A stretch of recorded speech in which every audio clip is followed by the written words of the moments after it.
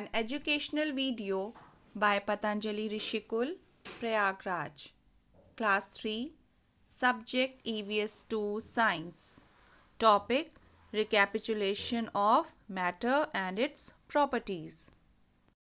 Hello children, welcome to the class. In the chapter Matter and its Properties, till now you have learned the three states of matter and its properties, and you have learned how can you change one state of matter into another state, and you have learned about the procedure of the water cycle also. Now children, have a quick look on all the topics which we have covered in this chapter so that you can revise. Let's start. All the things around us take up space and has mass is called matter.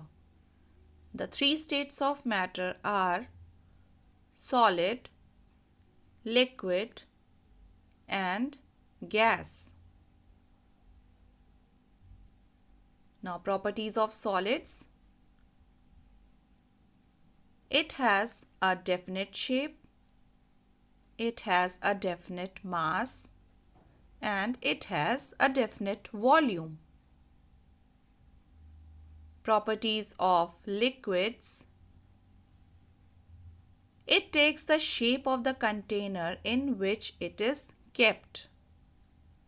It has a definite mass and it has a definite volume. Properties of gas. It has no definite shape. It has no definite volume and it occupies all the space available. Now see the process of change of state. We can change solid into liquid on heating. On further heating, liquid changes into gas. On cooling, gas changes back into liquid state. And on further cooling, liquid changes into solid state. Now revise all the definitions. Melting. The process of changing from a solid to a liquid state on heating is called melting. Like ice is in solid form, on heating it melts into normal liquid water. Now evaporation. The process of changing from a liquid to a gaseous state on heating is called evaporation. Like normal water, on heating it changes into water vapor, which is in gaseous state.